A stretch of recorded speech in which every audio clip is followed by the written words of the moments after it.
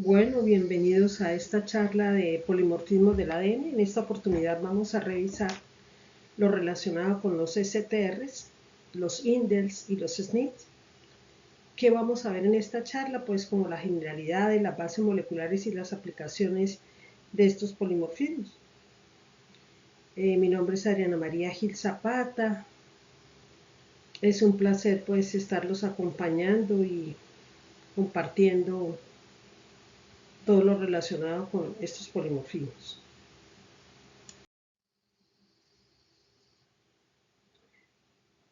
Antes de continuar, es importante revisar la variabilidad genética humana. A veces pensamos que somos muy variables entre nosotros los seres humanos, sin embargo es muy baja debido a que tenemos casi que un 99.9% de homología entre nosotros. ¿Eso en qué traduce? Que cuando de pronto queremos identificar a una persona, se tienen que seleccionar marcadores que permitan esa variabilidad genética que es tan escasa en nosotros.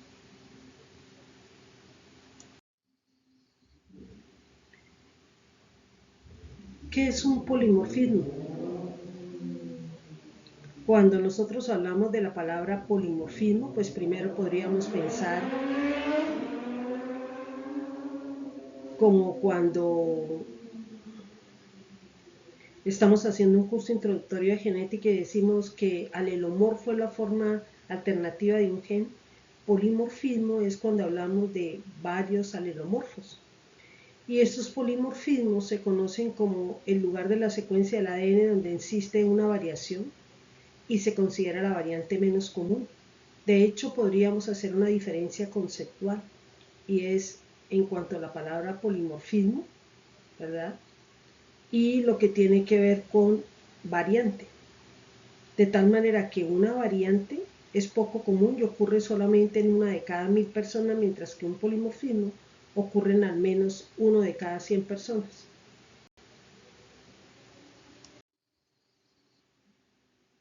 Por lo tanto, pues decimos que ese polimorfismo corresponde al 1%. Este polimorfismo es lo que nos tiene en el día de hoy aquí y es ver que existen diferentes polimorfismos del ADN. Un ejemplo del más frecuente serían los polimorfismos de un solo nucleótido o los SNP o polimorfismos de secuencia única que son utilizados tanto a nivel del ADN mitocondrial como del ADN nuclear, debido a que como son polimorfismos de un solo nucleótido, pues nos va a permitir tener diferentes aplicaciones.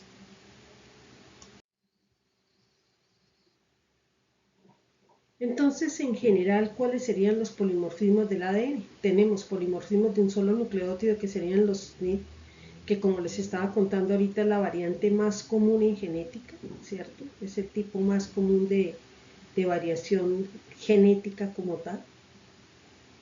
Y vemos que en este caso, pues, ¿cuál sería la variación? Como recuerdan ustedes que tenemos 4 bases nitrogenadas, adenina, guanina, citosina, timina, sería variar, por ejemplo, una citosina por una timina o una adenina por una guanina. Otro tipo de polimorfismo serían los indels, que serían las inserciones de lecciones, se hace honor a su nombre. Y en este caso, pues lo que vemos sería una adición, que sería una inserción, o una eliminación, con las consecuencias, depende del sitio pues donde se pueda originar. Y por último tenemos las secuencias cortas repetidas en tándem, que se conoce como microsatélites por el lugar de la región del ADN donde están ubicados, y ellos van a ser muy variables. Es importante destacar que estos STR no los tenemos en el ADN mitocondrial, solamente estaría en el ADN nuclear. Si hacemos una comparación entre todos los polimorfismos, entonces tenemos acá que serían los STRs, los indels y los SNPs. Estos STRs decimos que el número de repeticiones de una secuencia corta los indels, que son inserciones de lesiones o adiciones y pérdidas de la secuencia, y los SNP, que es el cambio de una sola base, porque son polimorfismos de un solo nucleótido. Cuando nosotros hablamos de la tasa de mutación, que es algo importante en el momento de elegir qué polimorfismo quiero utilizar de acuerdo a mi necesidad en cualquier área de la genética, esta tasa de mutación me va a permitir elegirlo. Por ejemplo, los STR son los que tienen la tasa de mutación de moderada a alta, que eso puede llegar a ser una desventaja. Los indels, una tasa de mutación baja, y muy baja los SNPs. Como nosotros vemos acá, los STRs corresponden a polimorfismos que son multialélicos, muchas variantes posibles en la población, y vamos a ver que ellos pues también están relacionados de acuerdo a la parte del genoma donde se ubiquen. Es decir, yo podría tener STRs autosómicos, si van del par 1 al 22, podría tener STRs del cromosoma X y STRs del cromosoma Y. En esta charla nos vamos a centrar en los STRs autosómicos. Más adelante van a tener ustedes la oportunidad de profundizar en los STRs del cromosoma X y del cromosoma Y. Estas inserciones y deleciones también son multialélicos, similar a los STRs, y vemos que los SNP son bialélicos. Generalmente vemos que sería el cambio de una secuencia por otra.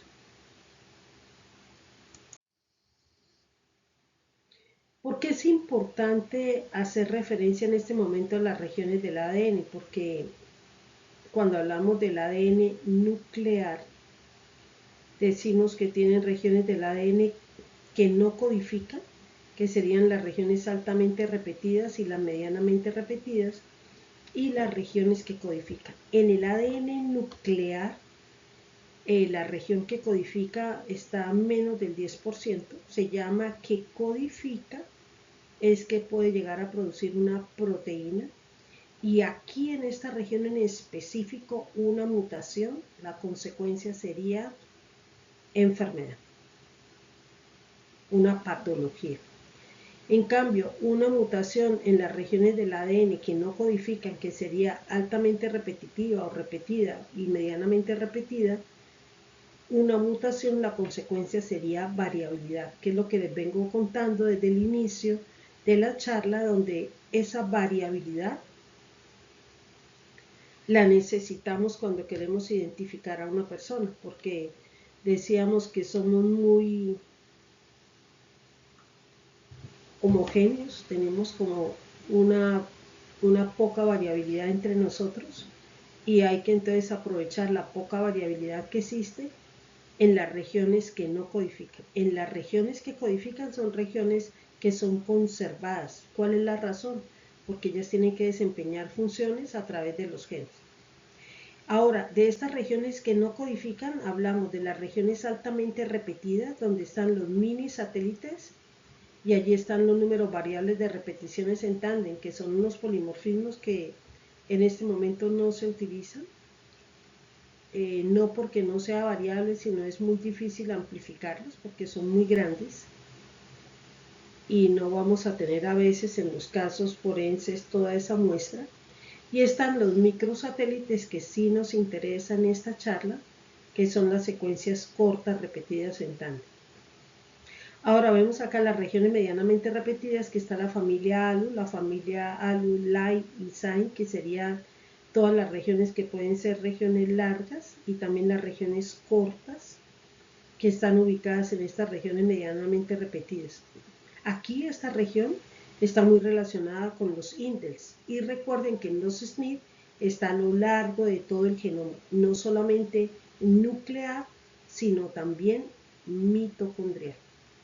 En resumen, cuando yo quiero identificar a alguien, generalmente me voy a ir a las regiones que no codifican, que son las que son variables, porque las regiones que codifican van a ser regiones muy conservadas y no me van a servir para identificar a una persona.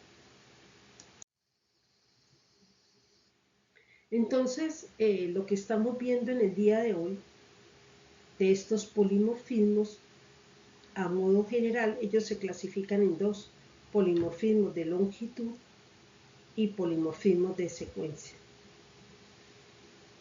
Para que sean de longitud, pues tienen que ser más de un nucleótido. En cambio, los de secuencia corresponden a los polimorfismos de un solo nucleótido, que al ser de un solo nucleótido, lo único que le queda es variar su secuencia. Decíamos que una guanina por una citosina, o un ejemplo, una adenina por una timina.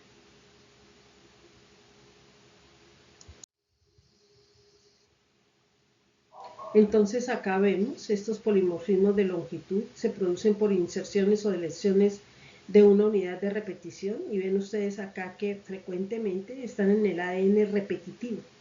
De lo que nos interesa en el día de hoy serían los microsatélites, que van a corresponder a los STRs. Y acá también estarían los indels.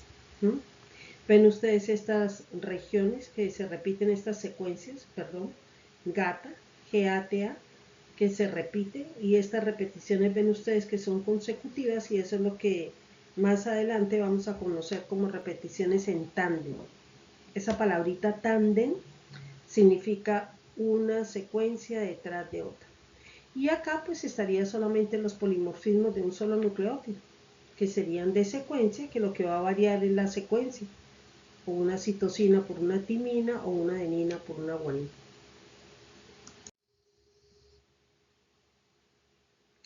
Entonces, en resumen, lo que vamos a ver en el día de hoy está relacionado con los polimorfismos de longitud y los polimorfismos de secuencia. ¿Cuáles serían los de longitud? Los STRs, que recuerden que significa secuencia corta repetida en tándem, ya sabemos que es tándem, y sabemos que estos STR los encontramos en las regiones altamente repetidas, exactamente en los microsatélites. Y los indels, que también son inserciones de lesiones, hacen parte de estos polimorfismos de longitud. Y los de secuencia, sí sabemos que están tanto en regiones codificantes como no codificantes, preferiblemente, que serían los SNP, que son los polimorfismos de un solo nucleótido, y que también los podemos encontrar tanto en el ADN nuclear como en el ADN mitocondrial.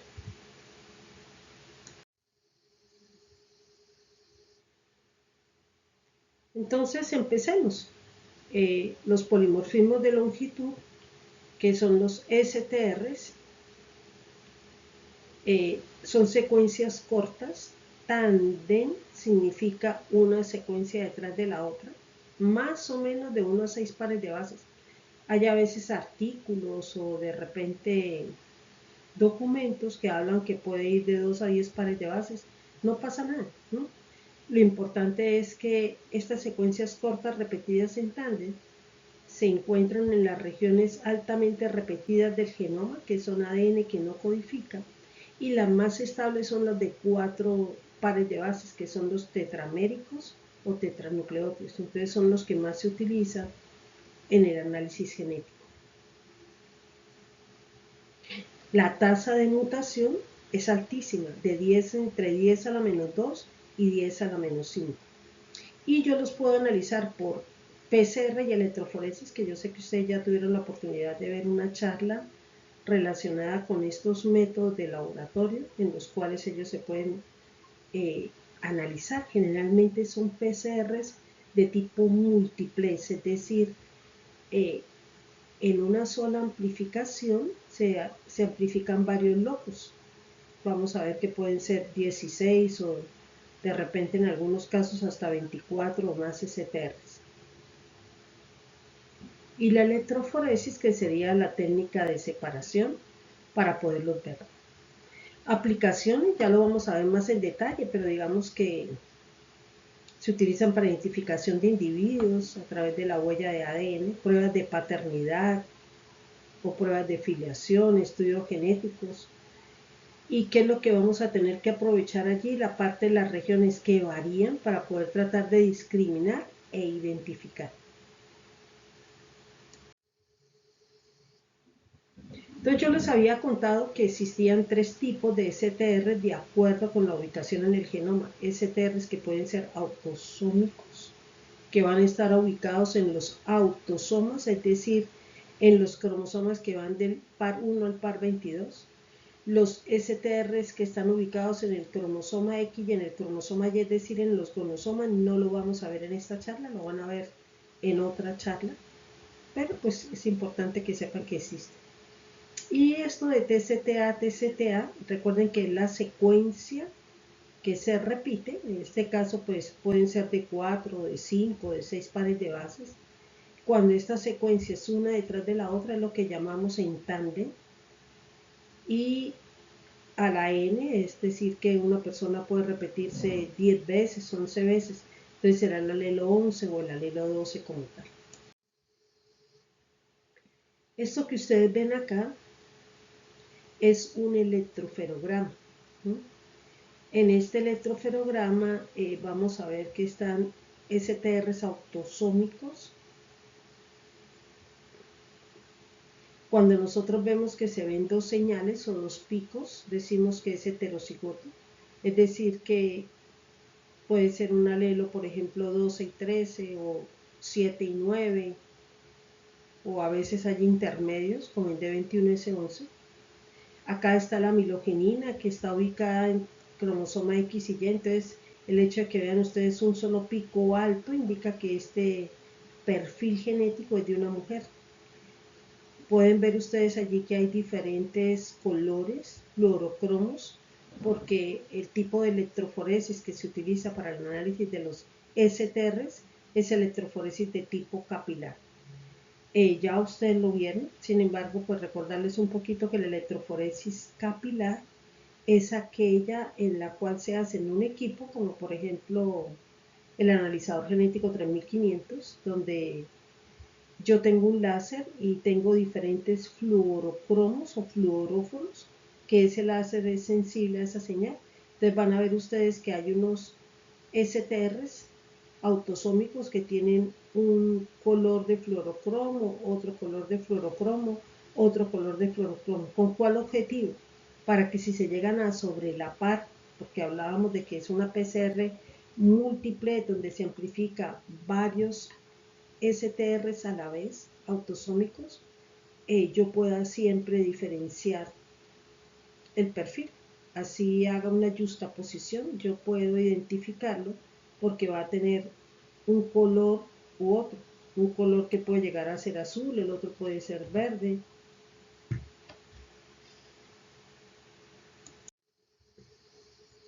Aquí lo ven mejor, ¿verdad? Todos estos STRs que están acá, ven ustedes que está con fluorocromo azul, estos están con fluorocromo verde y estos que ustedes ven acá amarillo en el equipo para una mejor visualización se ven de color negro. En este caso el perfil es de un hombre. ¿Por qué lo sé?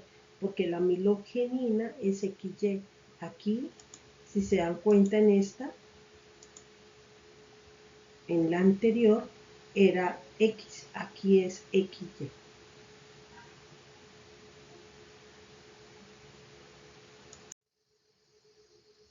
Entonces les traje como un ejemplo de un kit comercial que viene diferentes STRs autosómicos, que es importante que cuando yo tengo los STRs autosómicos y ustedes le ven el numerito, indica, por ejemplo, si es de 13C1358, indica que está en el cromosoma 3.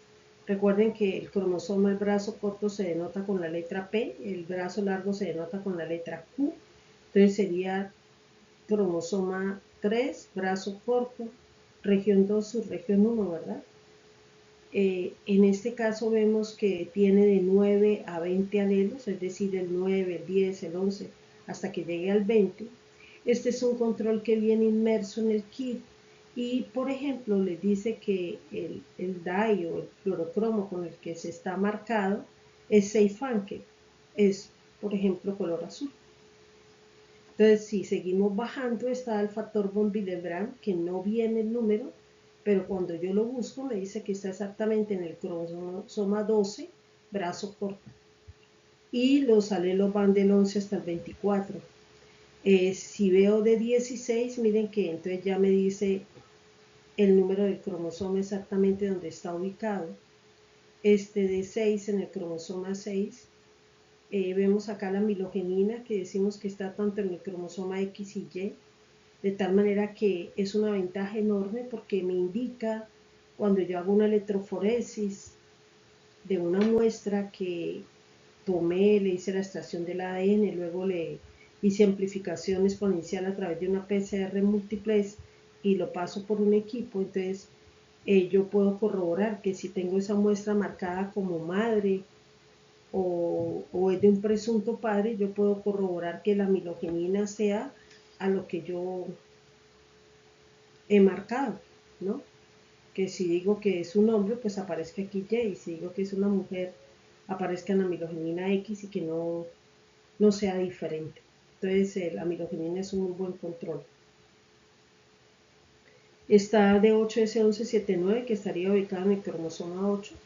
Miren acá, está de 21S11. ¿Por qué les llamo la atención sobre esto? De 18S51. Porque muchas veces una de las aplicaciones que tienen los STRs autosómicos, aparte de hacer pruebas de filiación, si digamos en una prueba de filiación simple, que vaya un presunto padre con una madre y un hijo y una o hija, si de repente el niño tiene una cromosomopatía como una trisomía 21 o una trisomía 18, yo puedo apreciar eso en el electroenferograma. Eso no me lo están preguntando, pero en el laboratorio se puede saber quién hizo la no disyunción, si fue el padre o fue la madre, y pues se puede corroborar a través del perfil genético. Entonces, todo lo que son cromosomopatías a través de estos STRs autosómicos se pueden hacer. De hecho, hay kits comerciales con STRs autosómicos relacionados con cromosomopatías y es un complemento, por ejemplo, en el diagnóstico eh, del cariotipo. Entonces, digamos que en un cariotipo una personita le ven que no tiene sus 46 cromosomas, sino de repente tiene una trisomía 21 y tiene un cromosoma de más, en este caso el 21, cuando se hace un perfil genético con STRs autosómicos, yo puedo apreciar si la no disyunción fue del padre o de la madre y en el perfil de esa persona se va a poder ver. Entonces, ven ustedes acá la aplicación de este STR autosómico que no solamente es en forense para identificación genética, sino también en la parte clínica para complementar y corroborar diagnóstico de cromosomopatías. Aquí vemos otro STR autosómico de 5S818. Está en el cromosoma 5, exactamente en el brazo largo. Estos serían los alelos que van del 7 hasta el 18. Este control positivo es muy bueno porque cuando uno pasa el perfil, pues ya el kit comercial le dice qué debería aparecer en el perfil. Entonces lo primero que hace uno es revisar el control positivo, que esté exacto como está en el kit, el control negativo, que no haya amplificado nada, y pues ya después se empieza a revisar las muestras como tal. Acá este de 12C441 en el cromosoma 2, este de 19 en el cromosoma 19, este FGA, que no aparece el número, entonces cuando uno busca le dice exactamente cuál cromosoma, el 4 en el brazo largo, región 2, subregión 8, y ven ustedes, miren el polimorfismo tan inmenso, ¿no? Todo esto son los diferentes alelomorfos que tienen cada uno de los STRs autosómicos que se utilizan para poder hacer una prueba de paternidad. ¿Por qué es importante que sean polimórficos? Porque entre más polimórficos voy a tener la oportunidad de discriminar en la población y poder entonces dar un resultado exacto a un juez, por ejemplo, a un juzgado de familia o de pronto a un juez en un hecho delictivo como un hecho punible como puede ser un delito sexual o cualquier en el marco que tenga que ver, por ejemplo, con medicina legal. Entonces, si ustedes ven sucesivamente, todos estos, la mayoría son tetraméricos, porque habíamos dicho que son los que son más estables. Sin embargo, miren, acá aparecen unos penta que son muy buenos, tienen un muy buen poder de discriminación. Está el penta E, que aparece en el cromosoma 15, brazo largo. que los alelos van del 5 al 26 y está este penta-D que está en el cromosoma 21. Recuerdan que habíamos visto que también había otro STR que es de 21S11, entonces generalmente cuando de pronto hay pacientes con trisomía 21 va a haber uno acá alteraciones. Aquí miren ustedes que tiene alelos que son de pronto que no están completos, sino que son por lo menos 2,2, 3,2 y ya si viene del 5 al 17. Acá también vemos alelomorfos intermedios, ¿no? Entonces del 13 al 26, pero mire, después sigue 26,2 y así sucesivamente.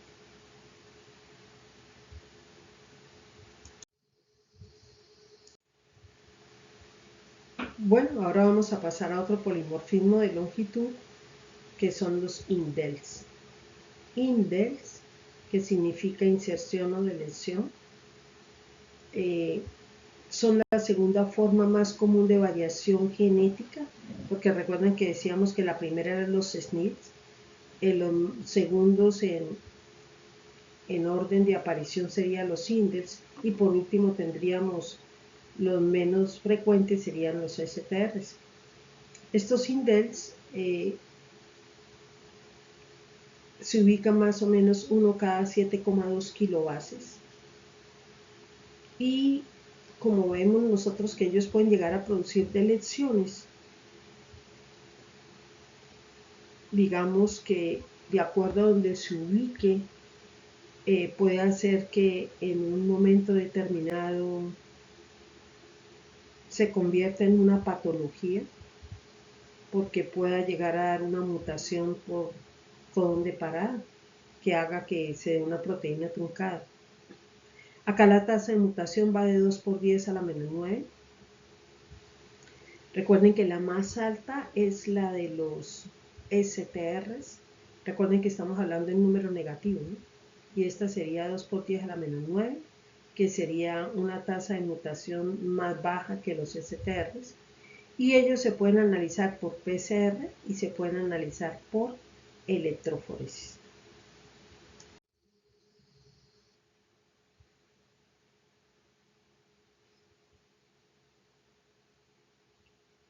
Entonces vemos acá que, no sé si recuerdan que yo les hablé que los indels estaban relacionados con la región del ADN medianamente repetida. ¿Por qué medianamente repetida? Porque allí está la familia ALU, está la familia Line y SINE. Y en esta familia Line y SINE aparecen los elementos saltarines llamados los retrotransposones. Haga de cuenta, ellos son como si fuera una pelota de ping-pong que yo pudiera dejar caer en el genoma. Y donde caiga puede llegar a generar o deleciones o puede llegar a generar inserciones. Entonces, en este caso, de acuerdo a lo que se inserta o lo que se deleta, pues las consecuencias van a ser para el gen. Depende de la cantidad deletada, puede llegar a, como les digo, a generar una proteína truncada y puede llegar a generar una enfermedad. Entonces no se les olvide que estas regiones de los polimorfismos de longitud, exactamente los indels, están relacionados con la región medianamente repetida del ADN.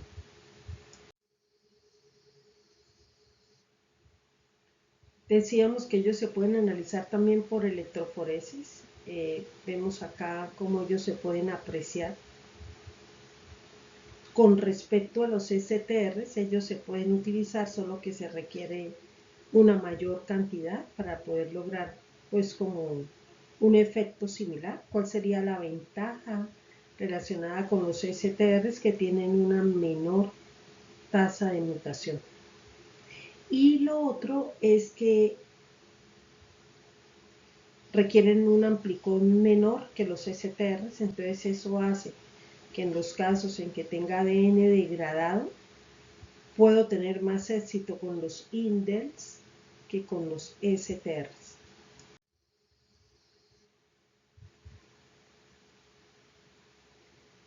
Ya habiendo terminado de hablar de los polimorfismos de longitud, que son los STRs y los indels, ahora vamos a hablar de los polimorfismos de secuencia. Recuerden que estos polimorfismos de secuencia se llaman SNP y corresponde a polimorfismos de nucleótido simple o polimorfismos de un solo nucleótido. ¿Cuáles serían las características de estos SNP? Que el cambio en la secuencia del ADN es lo que puede llegar a generar que se presente, y este cambio en la secuencia del ADN que puede llegar a generar que se presente. Entonces, cuando nosotros hablamos de estos polimorfismos de secuencia, que son los SNP, el cambio de la secuencia de nucleótidos del ADN se da de forma bialélica, porque recuerden que multialélicos serían los STRs y los indels. Ellos se pueden analizar por RFLPs, que son polimorfismos de longitud de fragmentos de restricción, se pueden analizar por PCR, se pueden analizar por electroforesis, vamos a ver que pues también se pueden analizar por minisecuenciación, por GWAS, ¿no? Tienen muchos métodos de análisis, y estos SNPs, que son estos polimorfismos de secuencia, al contrario de los STRs y de los indels, son los que tienen la tasa de mutación más baja, que eso es un punto a favor de ellos. Lo otro es que recuerden que como son polimorfismos de nucleótido simple, el amplicón que originan es muy corto, y ese amplicón entonces lo que va a hacer es que se utilice mucho en los casos en que el ADN se encuentra degradado, se utiliza muchísimo. En resumen, entonces tenemos que estos SNP es la variación más frecuente en el genoma. Se dice que más o menos puede estar cada 500 a 1000 pares de bases. Lo que les decía al inicio, va a estar tanto en el ADN nuclear como en el ADN mitocondrial, y la tasa de mutación es la más baja, de 10 a la menos 8, muy baja. Y vemos nosotros acá que por ejemplo, presentan tasa de mutación de 10 a la menos 8, pero en algunos casos puede llegar a 10 a la menos 10 o 10 a la menos 11. Entonces, es como un rango entre 10 a la menos 8 a 10 a la menos 10 o 10 a la menos 11. Entonces, por eso decimos que de todos es el que tiene la tasa de mutación más baja. Se amplifican fácilmente por PCR de tipo múltiples, que significa que son varios locus a la vez. Eso es lo que significa múltiples. Y por técnicas de alto rendimiento, como puede ser los microarrays, pero recuerden que también se puede hacer por GWAS, que sería el estudio de asociación del genoma completo. También se pueden analizar por mini secuenciación. Entonces acá por mini secuenciación, pues yo puedo hacer la detección de acuerdo a la secuencia, de acuerdo al cambio que se tenga de este polimorfismo de un solo nucleótido. Es una forma fácil de poderlos a ellos detectar. Y recuerden acá que cada base nitrogenada estaría marcada con un fluorocromo. En este caso, está la adenina con color verde, la timina de color rojo, la guanina de color azul, la citosina de color naranja. Entonces, de acuerdo a cómo se vaya dando el cambio en los SNPs, pues entonces va apareciendo el color. Aquí ven ustedes que son marcadores bialélicos. En este caso, por lo menos citosina guanina o timina citosina o guanina adenina, de acuerdo a lo que corresponde. Ya para ir finalizando la charla, entonces, ¿cuáles serían las aplicaciones de estos polimorfismos genéticos? Las aplicaciones serían en el área de la genética 3. Genética clínica, recuerden que esa palabra clínica significa como viene de estar junto al paciente.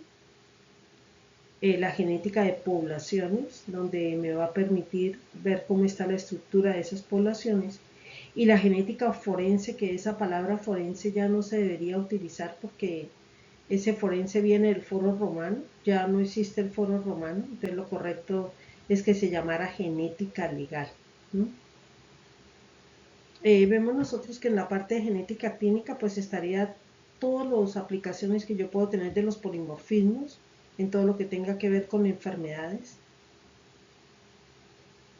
pero también algunos polimorfismos se utilizan para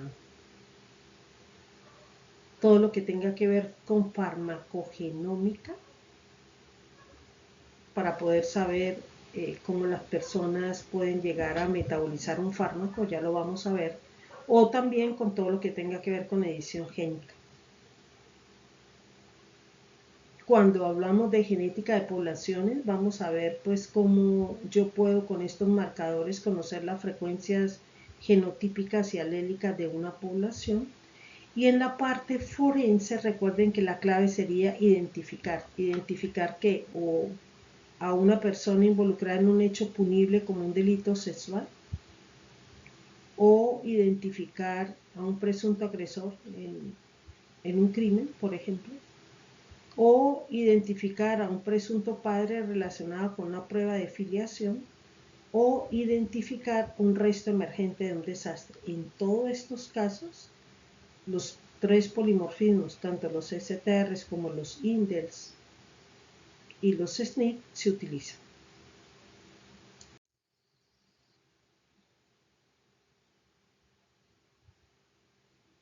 Entonces tenemos acá en el diagnóstico de enfermedades, por lo menos para diagnosticar trastornos genéticos como el síndrome de Turner, decíamos con los STRs, o una enfermedad como la hemocromatosis. Muchas veces enfermedades en las cuales yo puedo hacer seguimiento dentro de las familias, entonces puedo utilizar también los indels para poder hacer ese seguimiento, pero puedo también hacer en el caso de enfermedades complejas, como puede ser las enfermedades cardíacas, la diabetes, el cáncer, todo lo que son trastornos mentales, todo lo que tenga que ver con complejo, es decir, poligénico, yo puedo utilizar estudios de GWAS, es decir, estudios de asociación del genoma completo, por lo menos con los SNPs, y poderlos ubicar allí y ver pues cuál sería como el riesgo. Pero también yo puedo en el caso del cáncer utilizar STRs, como es el caso de BAT26, que es un STR que me permite hacer el diagnóstico de cáncer de colon originado por la vía mutadora, que sería el síndrome de Lynch, ¿no? Entonces yo lo podría hacer allí. En el caso de los SNPs se resalta la farmacogenómica, y es que hoy en día cuando a las personas se les da un medicamento, yo puedo saber cuál familia del citocromo P450 es la que está relacionada.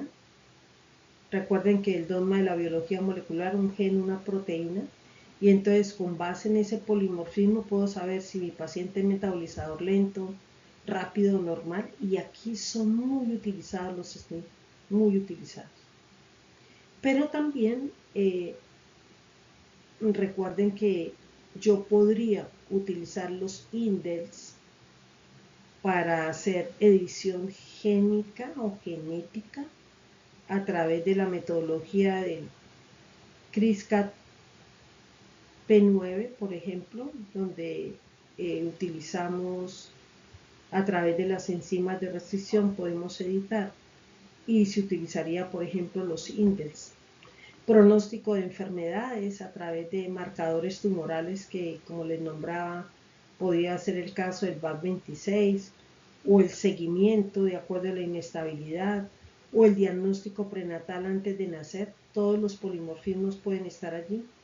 Recuerden, por ejemplo, la importancia también de lo que tiene que ver con los STRs para enfermedades monogénicas, como sería la enfermedad de Huntington, que se da por una mutación de tipo dinámica, donde hay una expansión de tripletas, y generalmente pues esa expansión son STRs, que son trinucleótidos, y es muy utilizado para diagnóstico de enfermedades como la enfermedad de Huntington, como lo que tiene que ver con el síndrome de X frágil, como tiene que ver por lo menos con algunas atrofias espinales.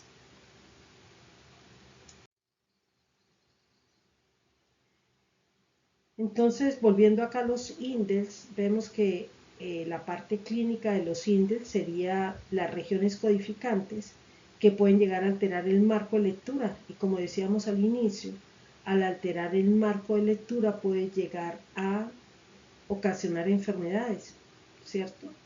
O mutaciones asociadas con trastornos como pueden ser a nivel cardiovascular o todo lo que tiene que ver con enfermedades neurodegenerativas.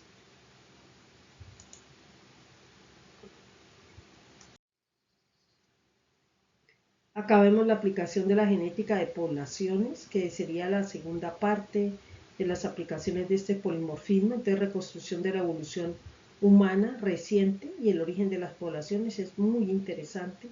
Todo lo que se puede hacer con estos polimorfismos, la caracterización de diferentes grupos, factores que afectan la estructura poblacional. Imagínense ustedes ahora con toda la migración que hay, o por desaparición forzada también, que obligan a que las personas tengan que emigrar, o por la misma guerra, ¿verdad?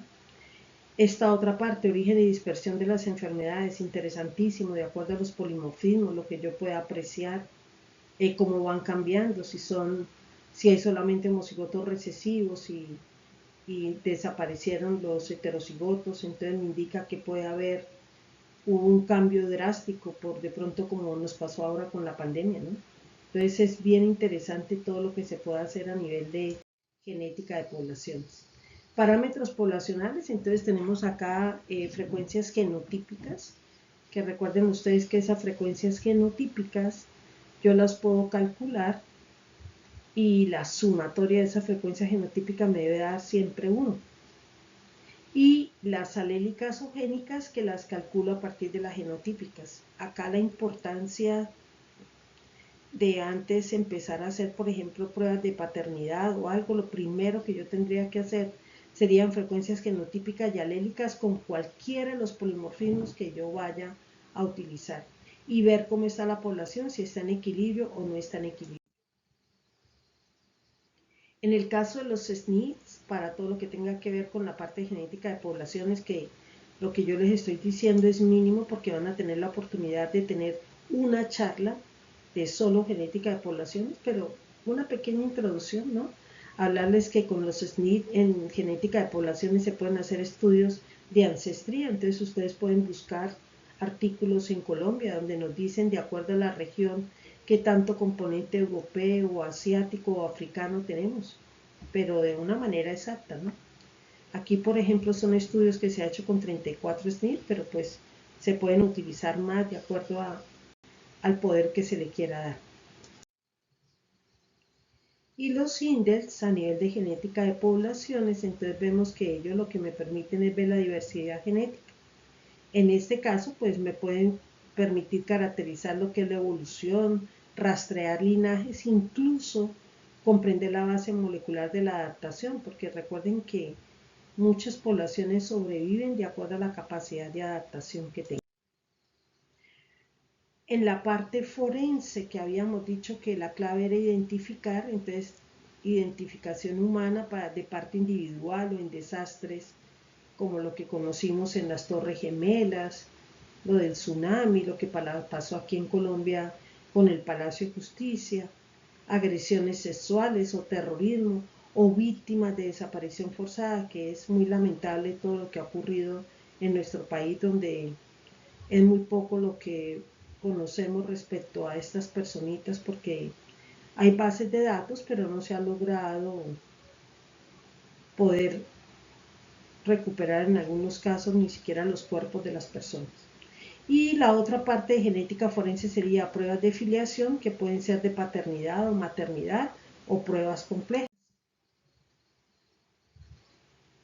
Con respecto a los SNP en genética forense, entonces vemos nosotros que se permite un retrato hablado. ¿Qué es eso de un retrato hablado? Es que yo puedo a través de un SNP poder saber las características físicas de una persona como el color del cabello, el color de los ojos, el color de la piel. Es decir, me puede decir a mí el color del cabello, pero no el del salón, ¿cierto? Me puede decir cuál es el color de los ojos o incluso la lateralidad, si es diestro, si es zurdo, el color de la piel. Me puede hablar del origen geográfico de la muestra. Entonces, fíjense que a través de estos retratos hablados no hay un crimen perfecto. Ahí es una investigación perfecta, porque con un solo rastro que se deje en el lugar de los hechos, se puede hacer el retrato hablado sin nosotros haber estado allí, ¿verdad? Entonces es muy interesante. Los STRs en la parte forense, entonces estudios de identificación, vemos nosotros acá que en estudios de paternidad para poder saber si ese padre es o no el padre de ese niño o niña. Recuerden que cuando de pronto se ha dado el apellido y luego se hace la prueba y se ve que no es, yo puedo hacer también una impugnación de paternidad. O al contrario, el niño ya está grande y no. Recuerden que aquí no hay como un tiempo para caducar, ¿no? Así ya esté grande, la persona puede hacerse la prueba y, y, y saber si ese señor o no es el padre y que se haga el reconocimiento de la paternidad y pues todos sus derechos, ¿no? Vemos nosotros acá que los STRs autosómicos, entonces lo que se quiere es analizar en todo ese, como les contaba yo ahorita, con 16 o más marcadores, y qué es lo que se quiere allí, que recuerden que se llama una prueba de paternidad porque se duda del padre más no de la madre. Entonces, una prueba de paternidad simple, se cita al presunto padre, a la madre y al menor. Lo primero que uno analiza es la muestra de ese niño o niña comparándola con la mamá, y el alelo que quede será el alelo obligado de ese señor, si es el padre. Y pues se hace a través de diferentes software y se realiza la lectura para ya pues poder tener un resultado como tal. Aquí es importante esto, la ley 721, les recomiendo que la busquen, se la lean. Y esta ley dice, por ejemplo, que no se puede entregar una prueba de paternidad si no tiene una probabilidad acumulada del 99,9%. Yo no puedo decir que es el padre con un 70%. La ley obliga a que sea 99,9%. ¿Y qué más es importante que ustedes sepan? Que para hacer una prueba de paternidad se deben utilizar laboratorios que estén acreditados. Recuerden que el Organismo Nacional de Acreditación, ONAC, es el único que puede realizar esa acreditación en el territorio colombiano, no se permite otro ente. Deben estar certificados por ICONTET, de tal manera que se cumplan todos los estándares de calidad para poder entonces emitir un resultado que sea confiable. Y para ello, pues entonces se tienen que tomar las muestras cumpliendo la cadena de custodia.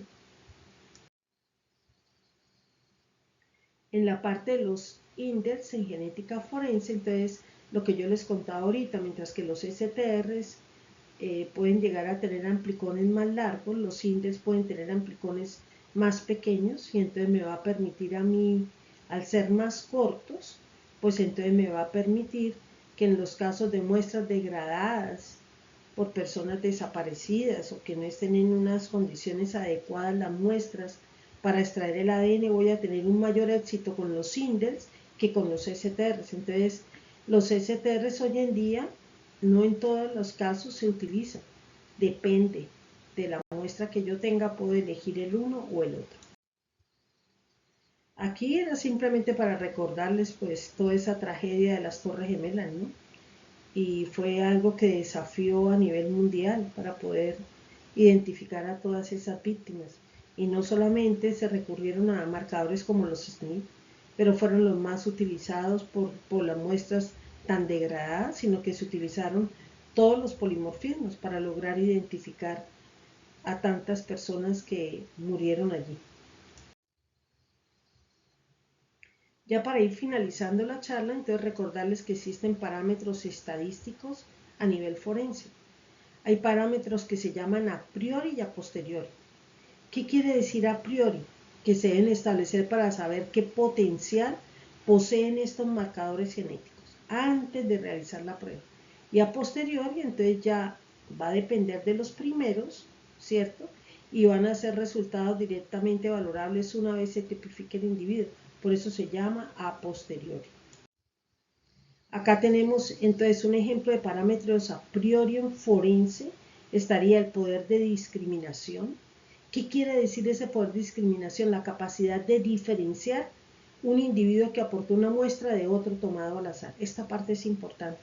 Es lo mismo que fue con lo que comenzamos la charla, y es que tienen que ser marcadores que tengan una alta variabilidad para que tengan así un poder de discriminación. Si no, no se logra. Y lo otro sería la probabilidad de coincidencia, que sería lo contrario, es la probabilidad de que un individuo analizado coincida plenamente con otro tomado al azar. Y eso, por ejemplo, se utiliza mucho cuando yo estoy haciendo análisis de víctimas de desaparición forzada, y entonces generalmente los bancos que se tienen de estas muestras son de familiares que están buscando a esas personas desaparecidas, y una vez de pronto se encuentra una fosa común por alguien que haya dado las coordenadas, entonces se analiza, se extrae pues el ADN, se obtiene el perfil genético y se coloca en ese banco para ver la probabilidad de coincidencia con otro individuo y lograr así establecer pues como a qué familia pertenece. En filiación o en pruebas de paternidad, entonces tenemos la probabilidad de exclusión, que sería un parámetro a priori. Esta probabilidad, entonces vemos nosotros que se define como la probabilidad de una madre y su hijo de descartar como posible padre a un individuo tomado al azar. Y vemos acá el índice de paternidad, que es a posteriori. Este índice de paternidad es importante resaltar que cuando yo les decía que tenemos que calcular la frecuencia genotípica y alélicas, entre más raro sea el alelo que le haya pasado el padre al hijo, va a ser más alto el índice de paternidad. Y finalmente estaría la probabilidad de paternidad, que sería una probabilidad acumulada de paternidad, donde vemos nosotros que X es la probabilidad del supuesto padre en relación con el perfil paterno, y Y es la frecuencia génica de dicho perfil en la población. Esto acá lo multiplicamos por 100, de tal manera que ven ustedes que la ley 721 nos exige que en una prueba simple, donde está el presunto padre, la madre y el hijo, se entregue con una probabilidad acumulada de 99,9%. Si ya es una prueba compleja donde no está uno de los progenitores o ya hay que hacer una reconstrucción, se requiere que la probabilidad acumulada sea el 99,99%. Bueno, muchísimas gracias por su atención. Acá les dejo mi correo por si tienen alguna inquietud, alguna duda. Es un tema fascinante.